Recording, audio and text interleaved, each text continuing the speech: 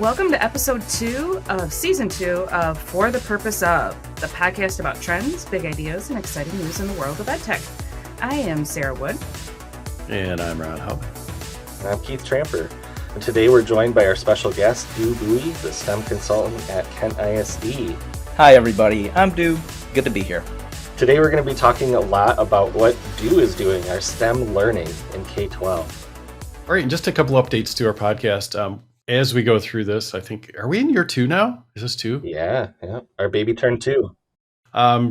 Just using some of the feedback from folks that are listening to us and also our own internal dialogue that we've been having, maybe our external dialogue, is to make sure that this podcast is meaningful and to the point, and that goes along with being very short and accessible. If you do miss any of the things inside the podcast that we've talked about, the best way to get those things are going to our very short URL, which is bit.ly/IamEdTech, which is bit.ly/IamEdTech, IamEdTech, all one word, all smashed together. You can sign up for our newsletter, which we send out monthly. It has lots of tips and tricks and many of the things that we talk about here in the show. And we always welcome your feedback. There's a link there in the newsletter to email us directly, and we'd be happy to respond to anything that you might want to talk about. All right, we're going to start out today with an intro question. And today we're going to focus on Kent County. So what is your favorite place in Kent County? We'll start with you, Ron. So parks, because they are the hidden jewel of Kent County. We have quite a few. Kent County is a weird place for those of you that are outside of our area. It's very urban, but you drive 10 miles out of town and it's a very suburban farm, open land, lots of green space. And Kent County has done a really great job of building lots of opportunities for enjoying nature. So as much as we can before the snow falls, I like to go to places like Riverside Park, Fallasburg Park out in Lowell, Pickerel Lake Park, which is probably one of my favorites, up in Cannon Township, where it's got a really cool boardwalk. Every time I go to a couple of those, I always see creatures that I don't see in my backyard. So a lot of green and white herons lately, lots of different things that you can see animal wise that you won't normally see. I haven't seen any, bears or cougars yet, but I'm waiting. I mean, it might be one of these days, so we'll see. Sarah, what's your favorite joint? It's funny you mentioned Pickerel Lake because I keep on hearing that more and more, and I've never been there. So I think that might have sealed the deal for me. I need to go check it out. But let's be honest, I'm going to be a little generic at first. I won't say generic, I'll say inclusive, because my girl Target, she's my therapy. I love her. And a close second to any Target is any craft store. That's just my place where I can go wander, not necessarily even buying anything. But when you walk into a craft store, that smell hits you and it's like instant relaxation for me. But getting a little more local, I guess I'm kind of going along the same lines as Ron. Provin Trails is also a super cool one. One thing my kids love about it is that someone has made these giant wood structures. Some are like teepee form. Some are getting quite elaborate as far as what they built with the branches and things that have fallen down in the park. It's really kind of cool. Plus the big sand dune there. Love that. Another one of my little happy places is also on the northeast side is Northville Park. Walking trails, park, pool, my happy place, all in one. Yeah, I totally agree with the parks. The parks are amazing in Kent County. And one of my favorite parks, I'm kind of on the other end of town from Ron and Sarah, and my kids and I and my wife love to go to Wedgewood Park and play pickleball over there. Pickleball is like the new thing, right? We love it. But outside of that, we love going downtown. Sparrows Coffee is one of our favorite places to just go and chill. If you've never been, it's a cool place to go visit. They have great coffee. And we discovered a new one recently that's a lot of fun. It's probably not that new, but House Rules. If you're not aware of what that is, it's kind of by the downtown market.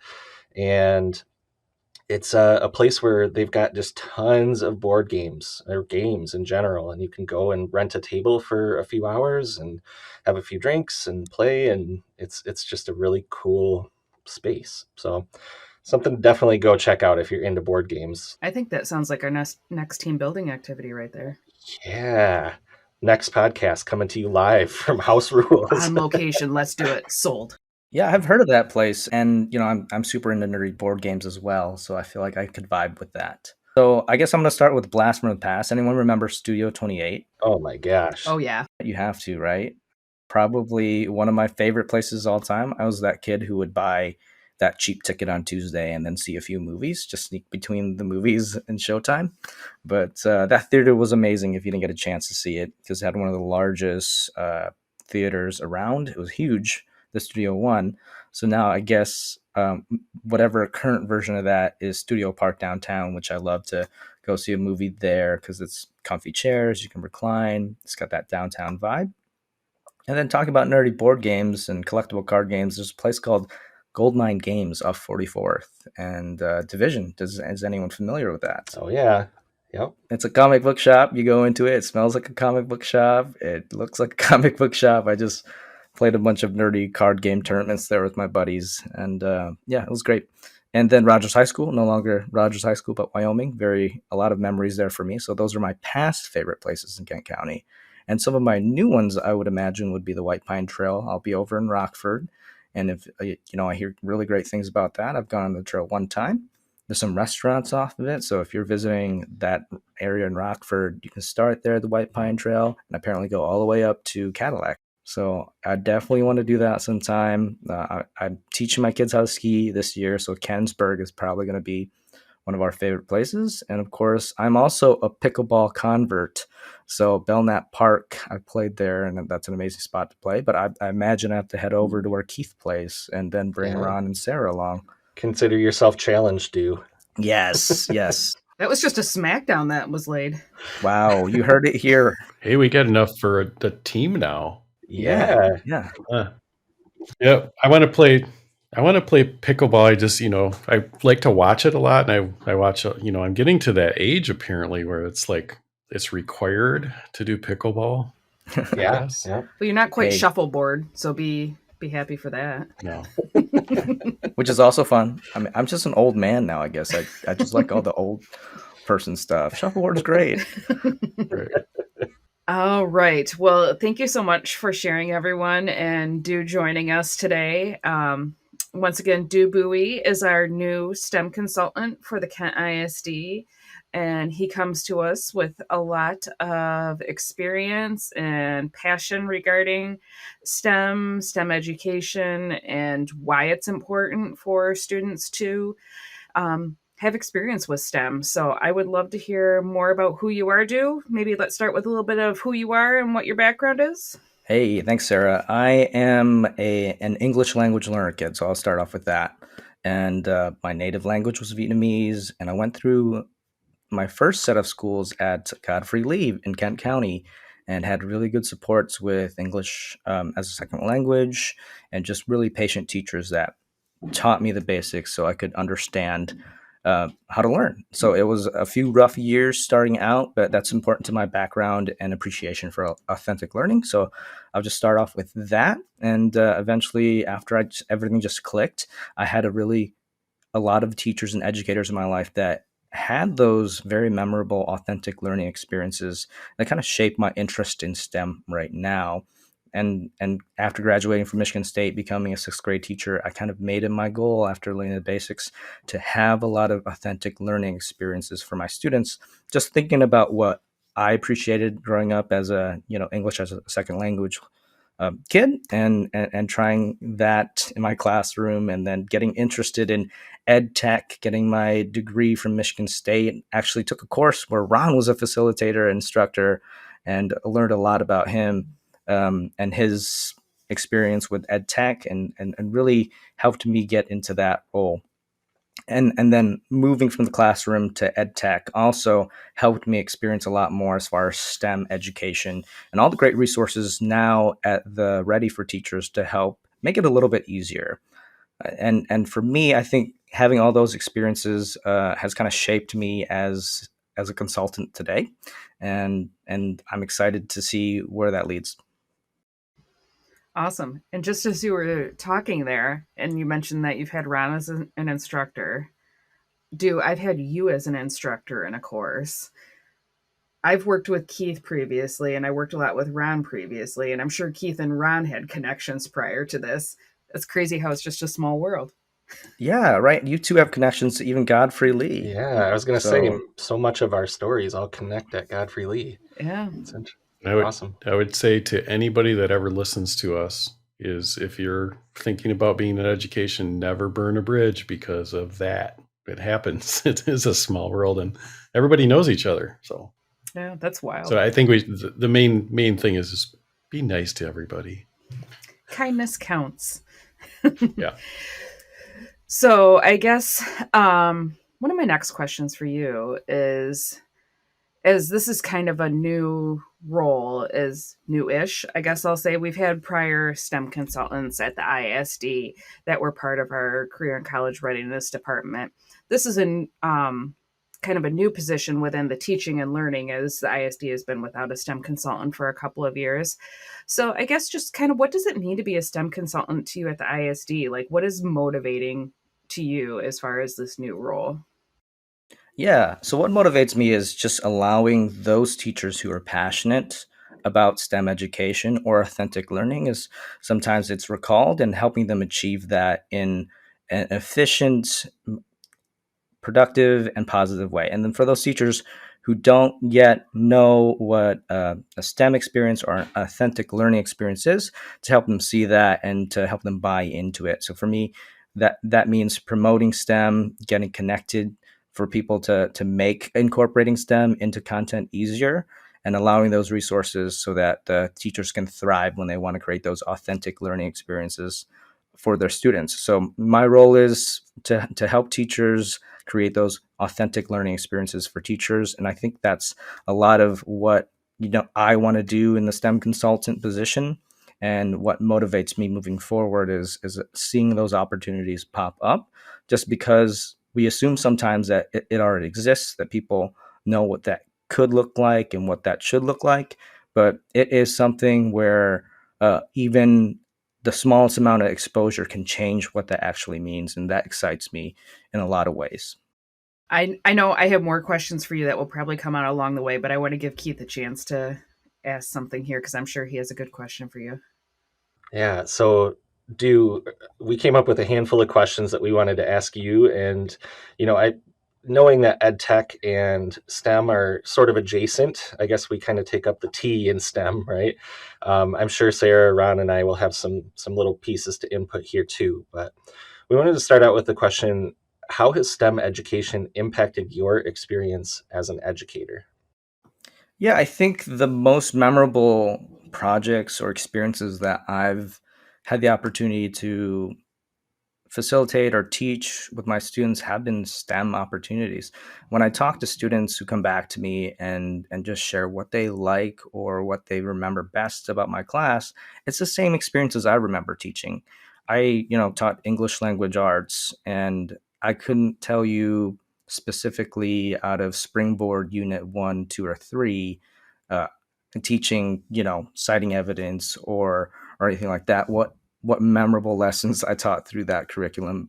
But when I got the chance to incorporate STEM education, whether it be design thinking, project-based learning, or just on an authentic experience, through that, I remember those experiences a little bit more, and they had more impact on me as an educator versus the kind of, I guess, requirements through content that I had to do based on the curriculum, which was helpful in learning the basics and learning how to teach and the content I had to teach. And then when I saw those chances to do a project based on that content, I think that's when it really made teaching more fun for me, more impactful for me as well, and I think for the students. Yeah, authenticity just kind of bleeds out of anything you do with STEM, because you're incorporating so many pieces, like you said, with ELA, not just the S, T, E, and M in the acronym. But I think for me, the one big thing in using STEM was seeing students make an impact in their community as part of the learning process, right? Like, it wasn't as a result of all the things they learned K-12 that they went out into the world and made an impact. It was part of what they did in my classroom through a STEM project or through authentic learning. I think it's, you ask kids a lot of times too, is what's the best feature of school? And most of them will say something like, when I get to do stuff with my hands, right? Do things versus listen to things. So what do you think is the greatest challenge in STEM education as you see it right now? I think there are a lot, but if we're to immediately just pull one big brick that's in front of everybody, it's kind of, where do I start? It's a big task, and how do I do it? So that kind of capacity, in the sense that I don't know where to start. I don't know if it's too much work or what kind of work it will be involved in creating authentic learning experiences. And for a lot of the times when I talk to teachers, it's that just I've one more thing. I can't add that onto my plate. And in actuality, it can be incorporated when you kind of think that mindset of, let's work smarter. Let's see what we're already doing and see what small, authentic learning experience that can be incorporated into what I'm already doing to help that start. So I think for me, the greatest challenge is finding a start and finding a spot to comfortably work smarter. I like that analogy that you said with the brick, because it's really that kind of scaffolding process, as far as you're not necessarily jumping in right away, especially if you're not someone who's familiar with those authentic learning experiences, or even design thinking, or any of those aspects of STEM, that you need to start small and kind of build from there. And hearing you talk about that too, I guess kind of as we wrap this up, like if you could have a closing, here, I'm going to put you on trial here. Closing statements, closing arguments, plead your case. What should all teachers know about STEM education? I think they should know that it is easier to do than they think. And I say that in the sense that anything can be considered a design challenge or an authentic experience today, just because there's so many tools that help you do it. There's so many resources that help you do it. Seeing, for example, my content that I had to teach, there was a slew of informational text content that I could see drawing and pulling into a STEM experience, into a big project. And I guess for me, it is just learning to look, or being more open-minded to looking at those experiences that naturally exist and seeing what you could pull into what you're already doing. So, if I bring in right now to this meeting a container and I say, the food is really cold, I just got this 20 minutes ago. In my mind, I'm thinking I can actually pull that into maybe an assignment somehow and add some stimuli, add some content where it talks about informational reading, about how to keep things warm. And then I could challenge students and use some of my content that I have to teach through that kind of design challenge even. And then they can kind of draw up prototypes and talk through the informational reading that they've gained.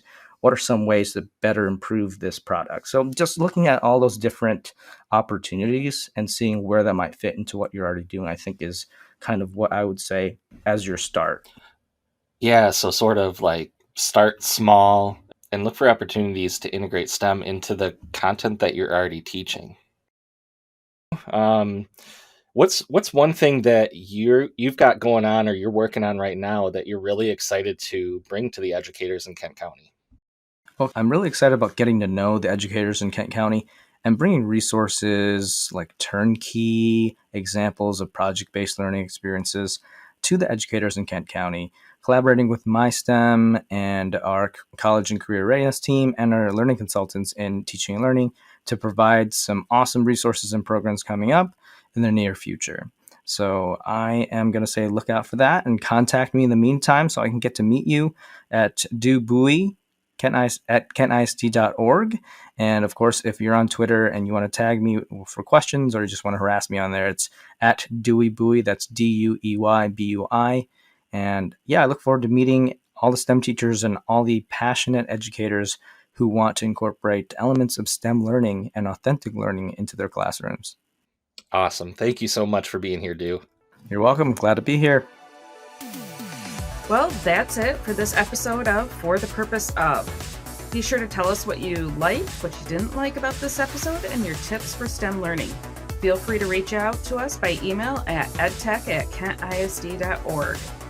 To get more information, links to the things we discussed today, and our favorite places in Kent County, check out the show notes or head over to bit.ly/IamEdTech. If you like what we're doing here, we'd be grateful if you share this podcast with a friend. So feel free to pass along the link, and we'll catch you next time on Over the Purpose of. This podcast is a service of Kent ISD. It is produced by Ron Houtman, Sarah Wood, and Keith Tramper. Our theme music is Neon Nights by Scott Holmes Music, and our ad music is Vienna Beat by Blue Dot Sessions. Holy crap, Powerwash Simulator? Yeah. It's big. Oh, It's I'm on getting Game that. Pass. If you have Game Pass, you can get it for free. This is amazing. I'm buying this. This is going right into my Steam library. Yeah, you should do I'm gonna it. be a Twitch streamer and stream this.